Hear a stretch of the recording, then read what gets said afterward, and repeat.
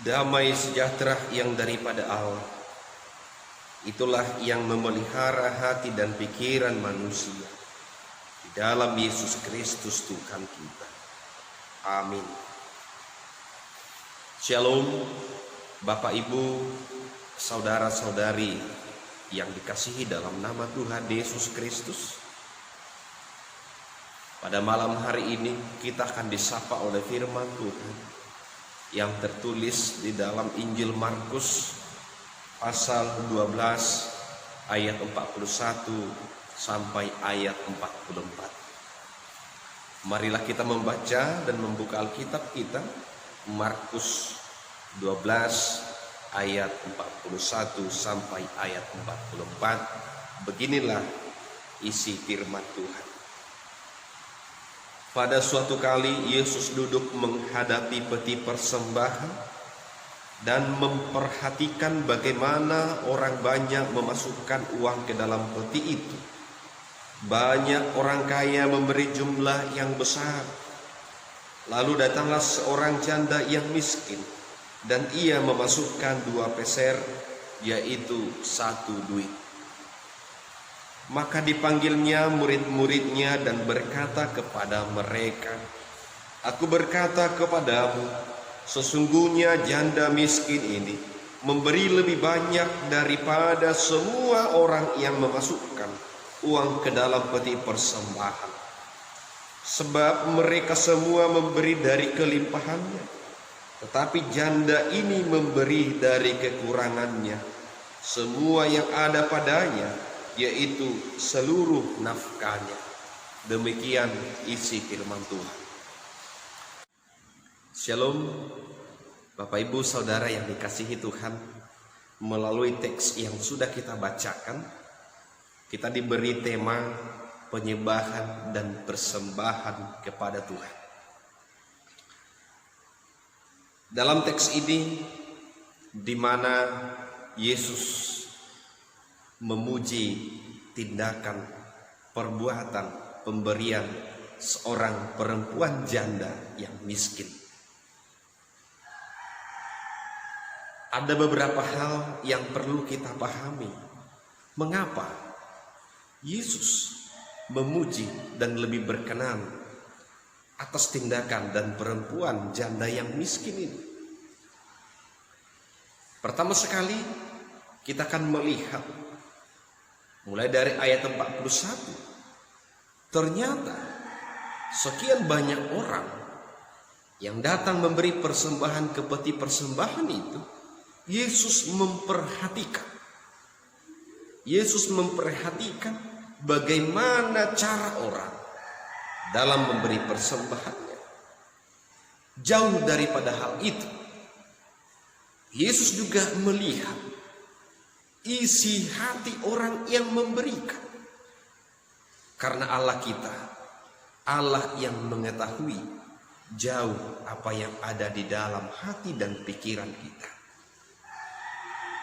Oleh sebab itu, saudara-saudari yang diberkati Tuhan, maka di dalam ayat 43 dikatakan, "Aku berkata kepadamu, sesungguhnya janda miskin ini memberi lebih banyak daripada semua orang yang memasukkan uang ke dalam peti persembahan ini," kata Yesus.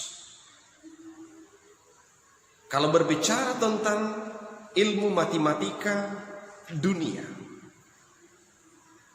adalah sungguh banyak, sungguh baik apa yang dilakukan orang yang kaya, yang memberi persembahannya dengan jumlah yang banyak. Tetapi hal inilah yang mau mengingatkan kita semua.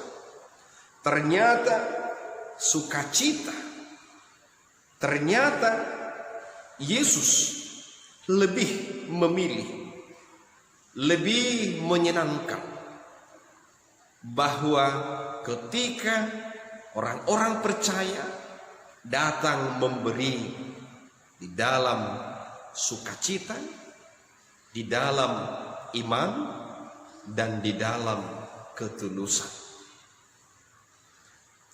Saudara-saudari yang dikasihi Tuhan, Dikatakan juga di dalam ayat ini bahwa orang kaya yang memberi persembahan itu dari kelimpahannya, dan orang miskin ini memberi dari kekurangannya. Pertanyaan di dalam kehidupan kekristenan saat ini, apakah salah orang kaya memberi persembahan banyak kepada Tuhan lewat gerejanya? Saya rasa tidak. Ketika orang yang memberi persembahan itu didasari di dalam iman, didasari di dalam rasa syukur, didasari di dalam sukacita, maka Allah berkenan kepada persembahan mereka. Namun kalau ada di balik semua tindakan mereka, ada yang berpikir supaya orang mengetahui bahwa dia memberi banyak, atau ada unsur-unsur lain ketika dia harus memberi banyak, itulah yang tidak berkenan di hati Tuhan. Untuk itulah bahwa melalui tindakan perempuan janda ini, Yesus bersukacita, dan harus demikianlah orang yang percaya datang kepada Tuhan memberi persembahannya di dalam kerendahan hatinya, di dalam keterbatasannya, di dalam kelemahannya. Dia datang mempersembahkan hidupnya. Dikatakan di ayat 44, seluruh nafkahnya, artinya seluruh kehidupannya dia persembahkan untuk Tuhan. Dia tidak khawatir tentang kehidupannya. Saudara-saudari yang dikasihi Tuhan, Tuhan kita Yesus yang luar biasa. Tuhan kita Yesus adalah guru bagi kita. Di dalam hal ini, sukacita Tuhan tidak berubah oleh karena kurangnya nilai nominal yang diberikan orang percaya. Sukacita Tuhan tidak berkurang karena nilai yang kita berikan berkurang, tidak sebanding dengan orang kaya. Namun Tuhan Yesus lebih menginginkan hal itu karena kita memberikannya dengan iman dan di dalam sukacita. Ada beberapa hal poin yang bisa kami sampaikan sebagai renungan kita malam hari ini. Yang pertama adalah kepada siapa kita memberi persembahan. Melalui pemahaman inilah dasar yang menjadi acuan kita untuk memberi persembahan kita. Selama ini di dalam kehidupan kekristenan kita, kepada siapa kita memberi persembahan? Ketika kita mengetahui, ketika kita memahami bahwa persembahan yang kita berikan adalah untuk Tuhan di dalam gerejanya, walaupun para pelayan, para imam-imam yang mengelolanya sebagai pelayanan di dalam gereja kita, di dalam tritugas panggilan gereja, bidang marturia, koinonia, dan diakonia. Tetapi Tuhan menginginkan, Tuhan memakai mereka untuk menyatakan kerajaan Tuhan di muka bumi ini melalui gereja-gerejanya dan pelayan-pelayan yang telah dipakai Tuhan. Maka melalui pemahaman yang benar inilah kita memberi persembahan itu dengan sungguh-sungguh. Karena kita memberi persembahan kita bukan untuk gereja, bukan untuk orang, tetapi untuk Tuhan. Yang kedua, Bapak Ibu Saudara, seperti yang dikatakan di ayat 41, Yesus duduk dan memperhatikan orang-orang yang memberi persembahan. Kita harus yakini, kita harus imani, ketika kita sedang memberikan persembahan itu, ada Tuhan yang selalu memperhatikan kita.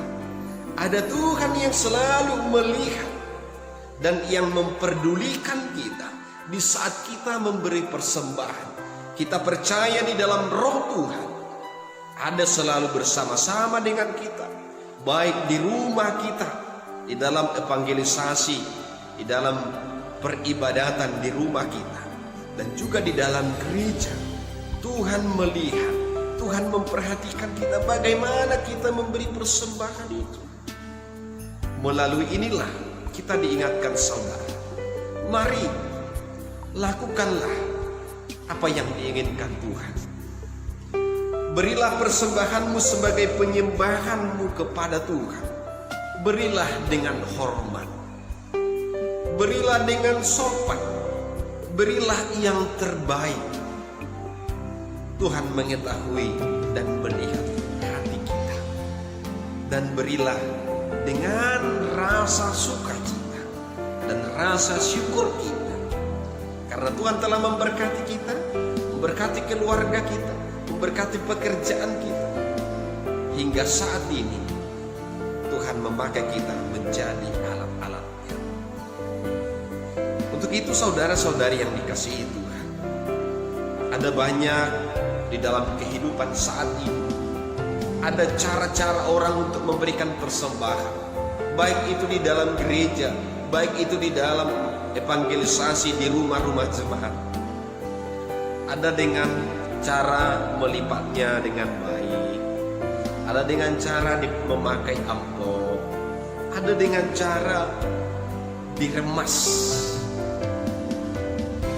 Kita kurang tahu apa tujuan, sehingga ada orang-orang yang demikian memberi persembahannya diremas kecil mungkin. Apa karena dia takut, malu dilihat orang yang ada di sekitarnya? Tahu? Tidak. Namun Bapak Ibu Saudara, melalui hal ini kita diingat, berilah yang terbaik dengan cara yang baik, karena persembahan itu adalah untuk Tuhan. Yang ketiga, di dalam memberikan persembahan, jauhkan rasa khawatir dan ketakutanmu atas hari esok. Seperti apa yang dilakukan oleh perempuan janda ini. Dia mempersembahkan seluruh kehidupan. Dia mempersembahkan hidupnya dan apa yang ada padanya. Karena dia tidak takut dan dia tidak khawatir atas kehidupannya. Karena dia percaya Tuhan memberkati dia, Tuhan memelihara dia, Tuhan akan melindungi dan memberikan apa yang menjadi kebutuhan hidupnya. Dia percaya untuk memberikannya. Karena di dalam rasa khawatir, karena di dalam rasa ketakutan inilah kita sering menutup hati kita untuk tidak bersuka cita memberi. Di dalam rasa khawatir dan ketakutan inilah hati kita tertutup untuk memberikan yang terbaik kepada Tuhan. Bapak Ibu saudara-saudari yang dikasihi Tuhan, firman ini mau mengingatkan kita. Percayalah bahwa apa yang kita berikan kepada Tuhan sebagai ungkapan syukur kita. Mari kita berdoa supaya Tuhan memberkati dan memberikan rezeki, menguatkan kita untuk melakukan aktivitas kita. Tuhan melancarkan apa yang menjadi usaha kita. Kita percaya bahwa di dalam persembahan yang kita berikan dengan iman kita, Tuhan akan melipat gandakan berkat-berkatnya kepada kita ketika kita memberikannya dengan iman dan ketulusan. Yang terakhir Bapak Ibu Saudara,